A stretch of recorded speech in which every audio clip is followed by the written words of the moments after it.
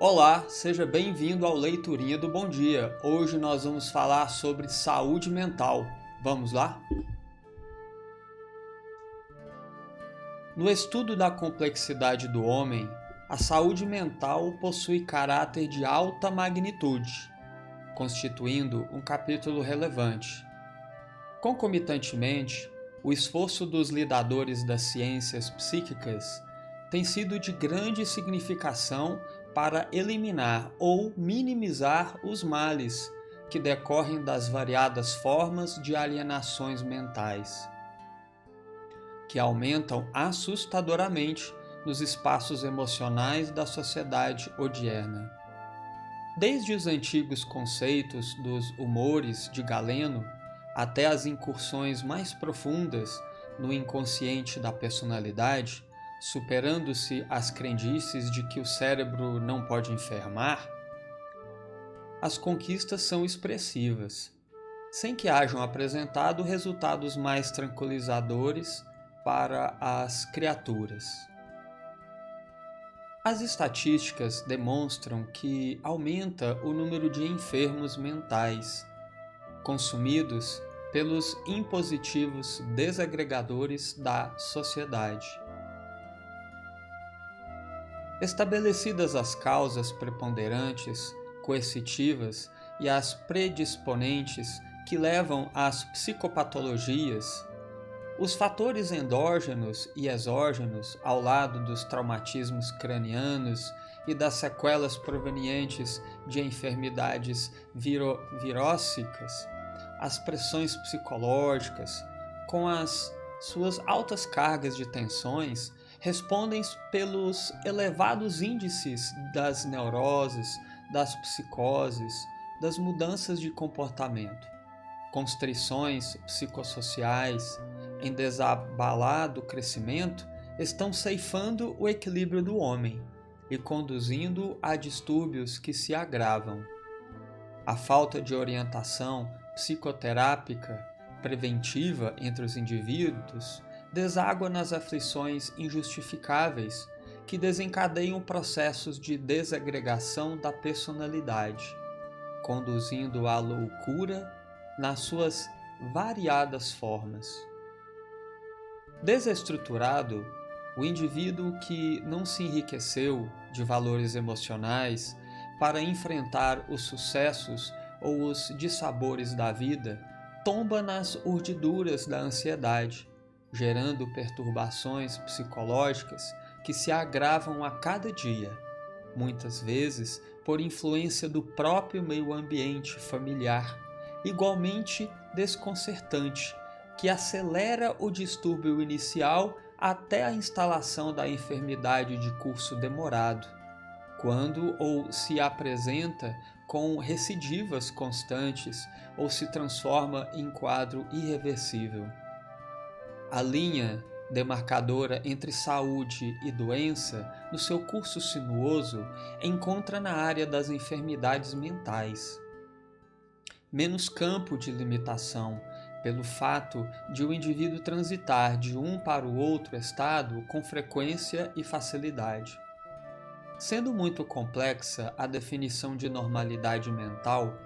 os dados que lhe estabelecem as expressões não podem ser aplicados com êxito, em se considerando a quase infinita gama de comportamentos humanos. Estabelecidos os parâmetros da normalidade, quaisquer incursões em outras faixas de conduta chamam a atenção para uma análise que objetiva evitar a queda pela rampa do inabitual até o tombo na alienação.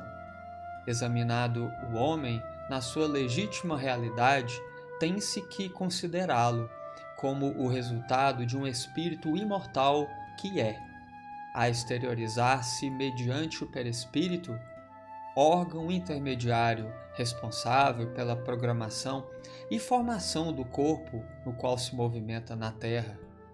pré-existente à vida física e a ela sobrevivente, deve ser estudado como sendo o resultado das suas multifárias experiências nas etapas reencarnatórias do passado de onde procede, graças às quais logrou a saúde temporária ou a transitória enfermidade. Aceitando, porque legítimas, as explicações da psicologia, da psiquiatria e da psicanálise a respeito da saúde mental, não podemos, os espiritistas, nessas causas únicas, fixar todos os comportamentos alienados, dissociando o espírito, qual, se ele não existisse,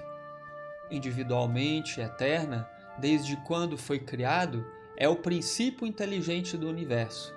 responsável pelo próprio crescimento na direção da fatalidade para a qual está destinado, que é a perfeição relativa a atingir. Arquiteto do destino, mediante as leis da justiça que nele se encontram em germe,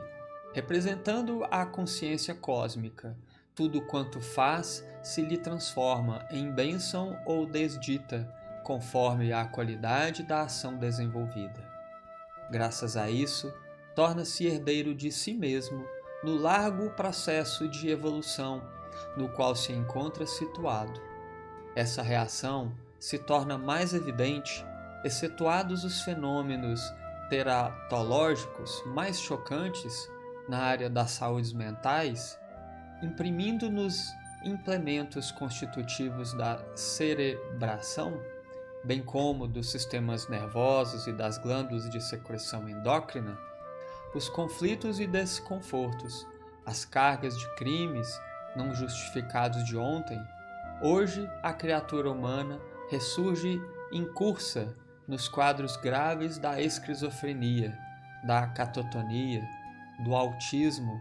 das psicoses profundas. Sem dúvida, por efeito de sintonia vibratória, vincula-se no momento da reencarnação a gametas portadores de genes procreatórios de futuros distúrbios ou de porvindoura harmonia psicofísica. A mente culpada a reencarnar-se, fugindo à responsabilidade de antigos crimes, bloqueia o campo da razão, gerando estados autistas lamentáveis, como forma de esquecer ou destruir os focos de recordações dolorosas e cruéis. Nas manifestações fóbicas, encontramos o espírito impregnado das emoções rudes que o venceram, vitimando-lhe o corpo anterior, seja através da catalepsia que o levou à tumba, seja por outra ocorrência, na qual o pavor se lhe faz tão chocante que agora ressurge como um medo incontrolável que desconcerta e aparvalha. Em toda e qualquer manifestação anormal do comportamento, o espírito encarnado é o agente que responde pela própria aflição. Idiota, imbecilidade, atraso mental são remanescentes de suicídios espetaculares, quando a rebeldia e o orgulho exacerbado estilhaçaram a casa mental em utópica tentativa de fuga à responsabilidade, assim perdendo o corpo, mas não se libertando dos fenômenos desencadeados, que ora exigem reparação, recuperação. Noutros capítulos defrontaremos justas psíquicas entre as vítimas de antanho e os seres seviaçadores, os algozes impenitentes que os infelicitaram, dando origem a obsessões ou a intercâmbios mente a mente, corpo a corpo, em desforços desditosos, carregando a consciência culpada em matrizes que se fixam no inconsciente profundo, as telas delicadas da organização perispiritual. Estabelecem-se os vínculos da desdia perturbadora a envolver ambos os litigantes em lutas inglórias que só o amor consegue pacificar. Na trama e urdidura das obsessões, os agentes vingadores insistem na pugna até que a vítima tombe irremissivelmente, iniciando-se com o desconcerto da emoção, o quadro da loucura. Igualmente, se há de considerar que, sendo o espírito em si mesmo o responsável pela saúde ou doença de que se torna instrumento, mesmo quando se estabelece a loucura, quase sempre